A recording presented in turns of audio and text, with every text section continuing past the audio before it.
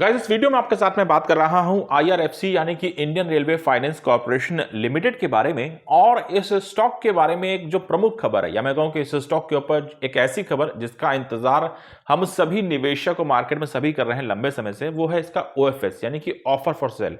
इसकी चर्चा, एक इसका डिस्कशन आपके साथ में करना चाहूंगा। एक ओपन डिस्कशन है, एक फ्रेंडली बेसिस पे किया जाने वाला डिस्कशन है, तो ध्यान रखिएगा कि वीडियो का उपयोग अपनी रिसर्च के लिए करना, अपनी स्टडी के लिए करना, लेकिन इस चीजों को फॉलो मत करना। और मैं सेबी का रजिस्टर्ड एनालिस्ट नहीं हूं, ये ध्यान रखना। स्टॉक खरीदने या बेचने की सलाह मैं आपको दे ही नहीं सकता हूं। अब बात करते हैं आईआरएफसी के बारे में।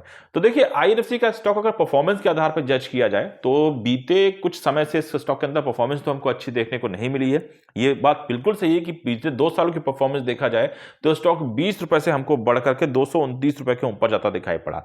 लेकिन एक बार वो परफॉर्मेंस दिखाने के बाद में अब उसके बाद में कहीं ना कहीं हमको गिरावट लगातार देखने को मिली है, जहां ये शेयर जो है आपको वहां से वापस आकर के 140-42 के लो नंबर भी दिखा चुका है, इवन 140 के नीचे भी जा चुका है और अभी 148 रुपए पे हमको मार्केट में दिखाई पड़ रहा है।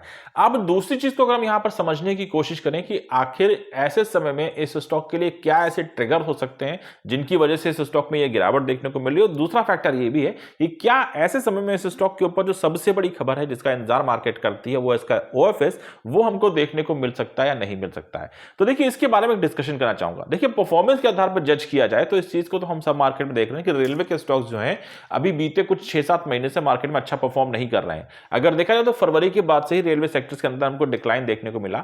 उसके बाद में थोड़ा बहुत बाउंस जरूर आया था, लेकिन जो फाइनल बजट हमारे साथ में आया 22-23 जुलाई को, उसके बाद से तो रेलवे के सभी स्टॉक, या मैं कहूं सभी पीएसयूज के अंदर कहीं ना कहीं हमको डेंट लगता हुआ दिखाई पड़ा है। तो परफॉर्मेंस को तो हम पीएसयू से जोड़ सकते हैं, सेक्टर से जोड़ सकते हैं अगर स्टॉक की सेपरेटली बात करी जाए। लेकिन यहां पर महत्वपूर्ण सवाल है ओएफएस का, यानी कि ऑफर फॉर सेल के बारे में। अगर इस चीज को आप समझना चाहते हैं तो देखिए, ऑफर फॉर सेल जब भी इस कंपनी के अंदर आएगा तो जाहिर सी बात है कि वो ओएफएस मार्केट के अंदर किसी ना किसी डिस्काउंटेड प्राइस पर निकल करके आएगा। अब क्योंकि ये आईआरएफसी की भी मजबूरी है, एक लीगैलिटी है जिसको इस कंपनी को फॉलो करना है, क्योंकि कंपनी के पास में 87% से ज्यादा की होल्डिंग है इस समय मार्केट में। 86% से ज्यादा की होल्डिंग है प्रमोटर्स के पास में स्टॉक में। और जो सेबी के नॉर्म्स हैं उनके हिसाब से कंपनी के कोई भी कंपनी जो है वो 75% से ज्यादा प्रमोटर होल्डिंग स्टॉक में नहीं रह सकती है। तो इन स्थितियों को अगर हम देखने की कोशिश करते हैं तो जाहिर सी बात है कि उन लीगैलिटीज को फॉलो करने के लिए कंपनी को कहीं ना कहीं 11-11.5% की जो अपनी होल्डिंग है उसको मार्केट में डिडक्ट करना होगा, जिसके लिए जो सबसे आसान साधन कंपनी के पास में वो ओएफएस ही होता है। ऐसे समय में सवाल ये उठ रहा है कि क्या ये लगातार गिरते स्टॉक के अंदर हम ओएफएस अभी देखने की उम्मीद कर सकते हैं। देखिए, अगर मैं आपके साथ में अपनी ओपिनियन के बारे में बात करूं तो मुझे लगता है कि रेलवे के इस स्टॉक का जो प्राइस हमको दिखाई पड़ रहा है वो बिल्कुल इसकी वैल्यू को जस्टिफाई नहीं करता। और ये बात मैं नहीं, शायद मार्केट के अंदर हर व्यक्ति मानना चाहेगा, खासतौर से कंपनी भी इस चीज को समझती है। तो ऐसे डिस्काउंटेड समय में स्टॉक के अंदर ओएफएस आना मुझे थोड़ा सा मुश्किल दिखाई पड़ता है, इसलिए क्योंकि पहली बात तो प्राइस जो दिखाई पड़ रहा है वो है, उसके बाद में इसमें कहीं ना कहीं अगर ओएफएस आता है तो इसको और भी ज्यादा लेवल पे डिस्काउंट करना पड़ेगा। अगर कुछ भी नहीं किया जाएगा तो कम से कम 5% का डिस्काउंट तो यहां पे होता हुआ दिखाई पड़ ही जाएगा। तो ऐसे समय में स्टॉक को और भी नीचे स्तर पर ला करके यहां पे कहीं ना कहीं इसका ओएफएस आ सकता है, जिससे जो रेलवे को भी जो मिलने वाले फंड्स हैं उनमें भी हमको कमी देखने को मिल सकती है। तो मेरा मानना यह कि रेलवे मेरे हिसाब से अभी इस स्टॉक के अंदर ओएफएस के बारे में कोई भी विचार नहीं करेगी जब तक इस स्टॉक के अंदर हमको एक रिकवरी, एक बाउंस, एक तेजी देखने को नहीं मिल जाती है। अब वो तेजी से स्टॉक को कहां ले जा सकती है, मुझे लगता है कि जैसे 165-70 के नंबर जो इंपॉर्टेंट नंबर कहे जाते हैं स्टॉक के लिए, अगर ये शेयर उनके ऊपर चला जाता है तो उसके बाद में तेजी की संभावनाएं बनती हैं और उस समय में ये कंपनी जो है ओएफएस को लेकर के आ सकती है। क्योंकि देखिए, एक एनबीएफसी है तो फंड की कोई कमी से जूझ रही है ऐसा तो कंपनी के साथ में नहीं है। इनको सिर्फ और सिर्फ जो नॉर्म्स हैं, जो यहां पे जो रूल्स एंड रेगुलेशंस हैं, उनको फॉलो करने के लिए अपना कहीं ना कहीं ओएफएस मार्केट के अंदर लेकर के आना है।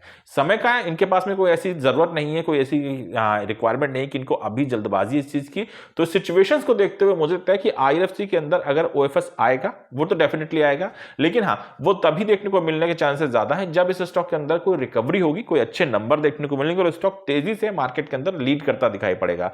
तो जो सवाल फिलहाल मेरे से पूछा गया था दूसरे चैनल के अकॉर्डिंग कि इस स्टॉक के अंदर ओएफएस के ऊपर एक वीडियो या फिर एक डिस्कशन किया जाए, तो मैं आपके साथ में यहां पे सेपरेटली इस चीज को बिल्कुल क्लियर करना चाहूंगा कि मेरी जो अंडरस्टैंडिंग है, मेरी जो मार्केट का एक्सपीरियंस है वो यही कहता है कि ओएफएस की संभावना आईआरएफसी के अंदर अभी मार्केट के अंदर बिल्कुल देखने को नहीं मिल रही है। बाजार भी अभी तेजी होने के बावजूद तकरीबन 1800 से 2000 पॉइंट के डिस्काउंट रेट पे देखने को मिल रही है और ऐसे समय में इस स्टॉक के अंदर भी कोई रिकवरी अभी होती नजर नहीं है। तो जब तक यहाँ पे कोई तेजी नहीं आती है, कोई बाउंस नहीं आता है और स्टॉक किसी बड़े नंबर पे जाता नहीं दिखाई पड़ता है। मुझे लगता है कि रेलवे खुद भी इसके ओएफएस को लाने में कोई भी जल्दबाजी नहीं करेगा। रिमेंबर, मार्केट के अंदर कंपनीज के OFS most of the time इसीलिए आते हैं क्योंकि स्टॉक के अंदर करंट की वैल्यू कहीं ना कहीं कुछ प्राइस, कुछ फंड की रेजिंग करने के बारे में सोचा जाता है या लिक्विडिटी के बारे में सोचा जाता है। लेकिन उन किन्हीं भी पैरामीटर्स में आईआरएफसी हमको किसी प्रकार के ऑब्लिगेशन के अंदर आता हुआ दिखाई नहीं पड़ रहा है।